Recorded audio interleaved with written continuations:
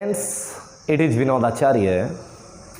10th class के 10th chapter में हमने अब तक पढ़ा कि गोलीय दर्पण, जिनके नाम थे अवतल दर्पण और उत्तल दर्पण, और समतल दर्पण में वस्तुओं के प्रतिबिंब बनाने की क्षमता होती है। साथ ही साथ हमने ये भी पढ़ा कि यह पढ़ा नहीं है तो इतना हमें पता चल रहा है कि जब कोई वस्तु कहीं पर रखी होती है, ये वस्तु है,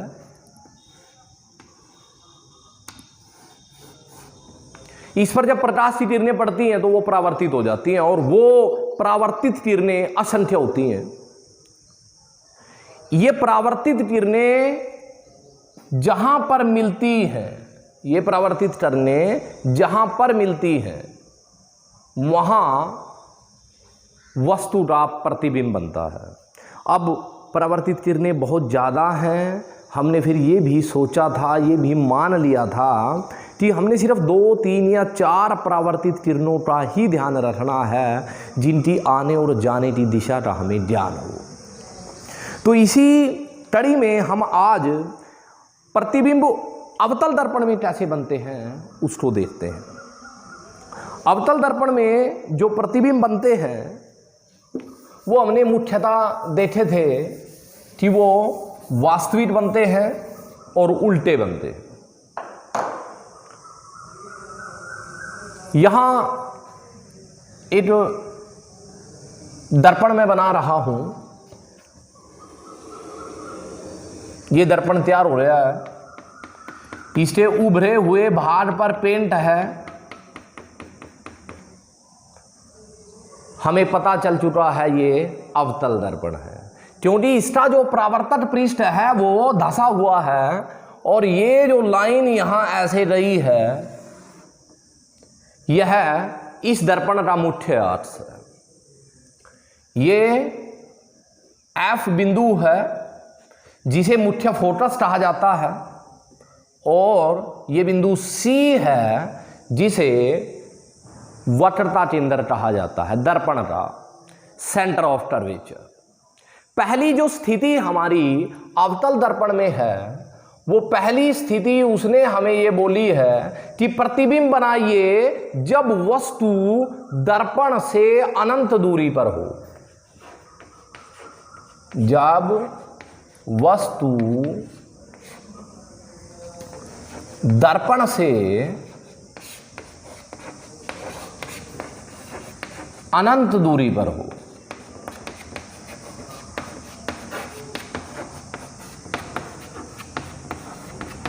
वस्तु को बिंब भी बोला जाता है। अब धीरे धीरे धीरे धीरे धीरे यहां हमारी वस्तु रखी हुई है।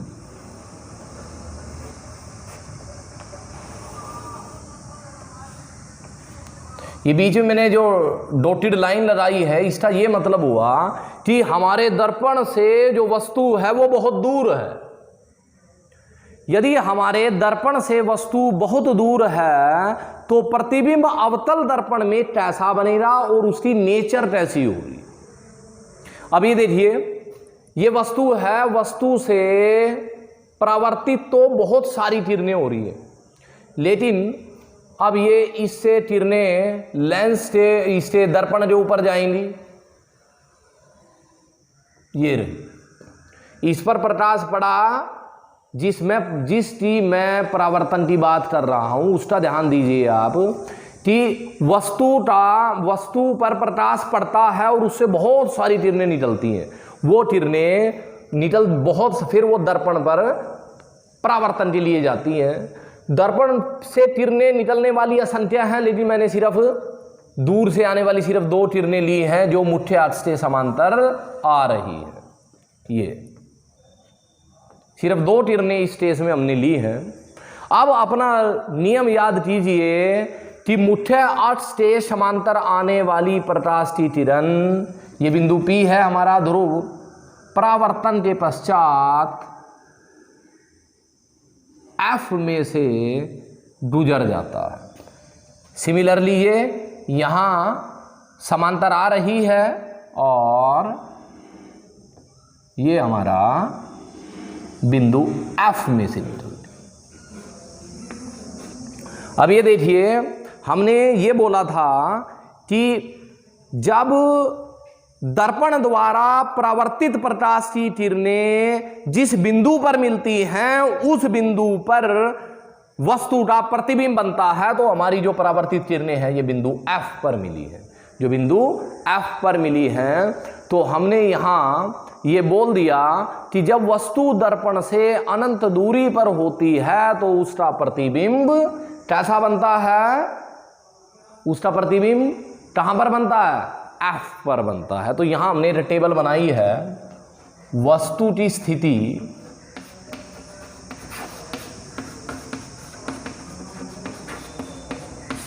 प्रतिबिंब की स्थिति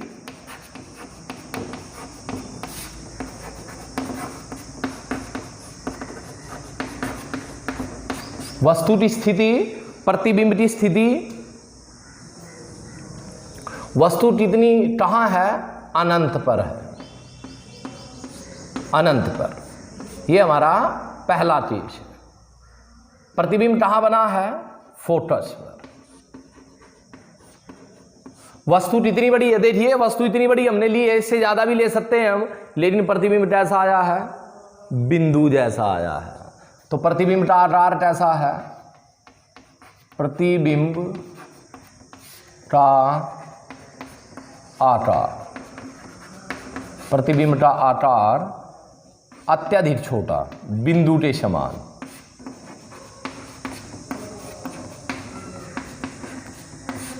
प्रतिबिंब की प्रकृति उसी नेचर कैसी है? प्रतिबिंब की स्थिति प्रकृति, प्रकृति कैसी है? वास्तविक है एवं उल्टा है।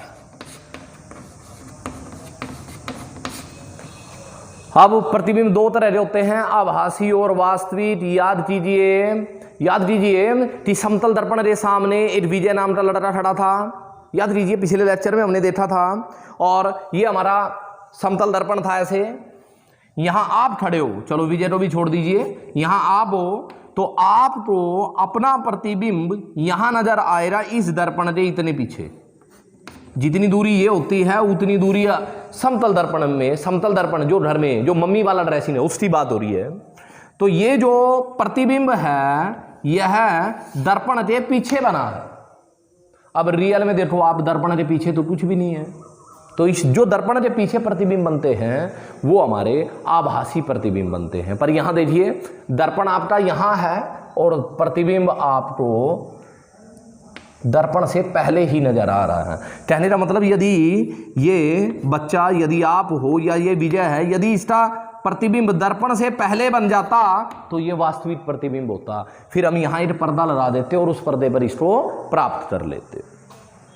ये पर्दे के बाद बन रहा है इसलिए ये आभासी है। 10th क्लास में इतना ही समझने के लिए काफ़ी है कि आभासी प्रतिबिंब जो दर्पण पर प्राप्त किया जा सकता है वो वास्तविक, और जो दर्पण व पर्दे पर प्राप्त नहीं हो सकता वो हमारा आभासी प्रतिबिंब। दूसरी स्थिति हमारे पास है कि हमारे पास ये अवतल दर्पण है।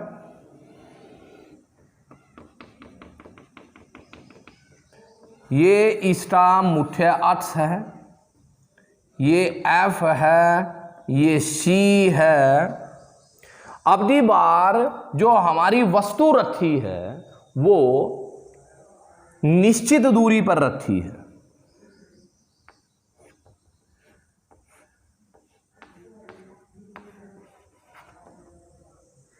हमारी जो वस्तु है वो निश्चित दूरी पर रखी है। अब इस वस्तु से प्रकाश की किरणें ऐसे जाएंगी, एक तो ऐसे चली गई, नीचे तो जा नहीं सकती, जैसे नीचे रही थी वो बहुत दूर था इसीलिए उससे आने वाली प्रकाश की किरणें सारी समांतर नजर आ रही थी। चलो जी ये ऐसे हुआ और परावर्तन के पश्चात यह F में से चला गया। दूसरा क्या बचा? और क्या हो सकता है, यहां से ए किरण को हम देखिए यहां से क्या जा सकती है, और हाँ ठीक है, ए ना हमारे पास एक रूल है कि प्रकाश की किरण यदि बिंदु सी में से वक्रता केंद्र में से जाएगी आने वाली, तो परावर्तित तो होकर भी वो उसी में से जाएगी। तो अब देखिए ये परावर्तित है और ये भी परावर्तित है और मिली ये यहाँ है, इसका मतलब प्रतिबिंब यहाँ बनेगा और ये प्रतिबिंब ऐसे बना है, ऐसे। यहां देखो, यहां यह मुख्य अक्ष से ऊपर था, सीधी थी वस्तु, और अब ये नीचे आया है, इसका नाम रख दिया मैंने बी डैश ए डैश। अब देखिए इसको, अब इस स्थिति में क्या हुआ, जब वस्तु निश्चित दूरी पर है,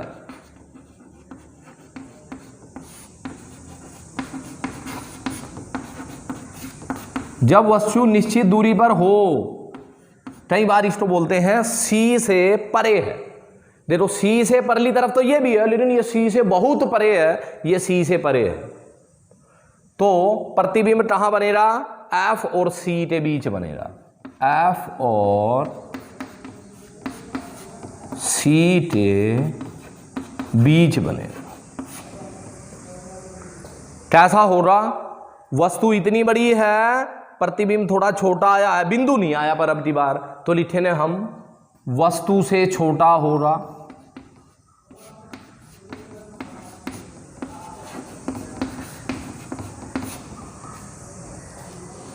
उल्टा नजर आ रहा है, पहले ए ऐसे, ए भी ऐसे था और अब नीचे चला गया है, तो ये और दर्पण से पहले है, इसलिए वास्तविक भी है, वास्तविक है एवं उल्टा, वास्तविक एवं उल्टा। अब तीसरी स्थिति के बारे में बात करते हैं। ये हमारा अवतल दर्पण, हम अवतल दर्पण के प्रतिबिंबों के बारे में पढ़ रहे हैं। ये मुख्य अक्ष, ये इसका एफ, ये इसका सी, ये एफ और सी। अब उसने वस्तु को सी पर रखा। देखिए आप ध्यान दीजिए, हमारा दर्पण यहां था, पहले हम उधर से शुरू हुए, पहले वस्तु क्या थी, अनंत पर थी, बहुत दूर थी, फिर वो सी से परे आई नंबर दूसरी स्थिति में, फिर वो और पास आकर सी पर आ गई। ये हमारी वस्तु है ए बी, ये वस्तु है ए बी। ए बी से आप देखिए अब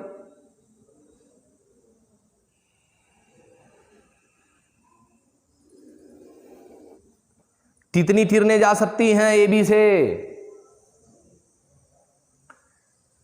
एक, ये मुख्य अक्ष के समांतर जा सकती है, और यदि यहां परावर्तन होगा तो कहां जाएगी,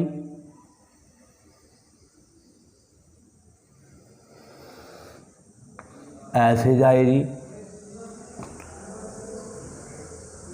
दूसरी एफ में से जाएगी, याद कीजिए जो एफ में से जाने वाली है वो परावर्तन के पश्चात मुख्य अक्ष से समांतर हो जाती है, तो हमारा प्रतिबिंब कहां बना, सी पर ही बना। प्रतिबिंब कहां बना, सी पर ही बना, और उतने ही आकार का बना जितने आकार की हमारी वस्तु है। तो तीसरी स्थिति आई जब वस्तु सी पर हो,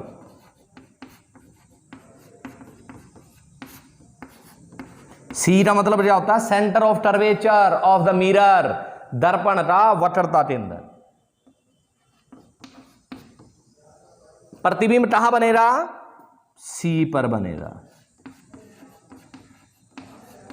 उसका आकार कैसा होगा, व समान आकार, वस्तु के समान हो रहा।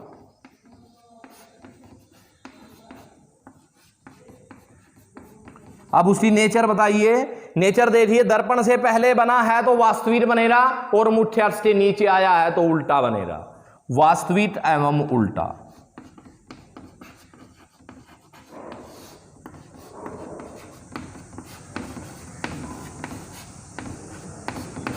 वास्तविक एवं उल्टा।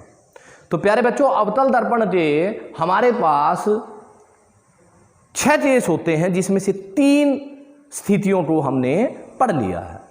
अब इन स्थितियों में पहली स्थिति थी हमारी जब वस्तु अनंत पर हो और प्रतिबिंब हमारा मुख्य फोकस पर बनता है, बिंदु के आकार का बनता है, वास्तविक तथा उल्टा होता है। जब वस्तु हमारी सी से परे होती है पर निश्चित दूरी पर होती है तो प्रतिबिंब एफ और सी के बीच बनता है, वस्तु से छोटा प्रतिबिंब बनता है और वास्तविक तथा उल्टा बनता है। और जब वस्तु सी पर होती है तो हमारा प्रतिबिंब सी पर ही बनता है और वस्तु के समान साइज का बनता है और तथा वास्तविक और उल्टी उसकी प्रकृति होती है। तो प्यारे बच्चों, आपने इतना काम आज कर लेना है। ओके।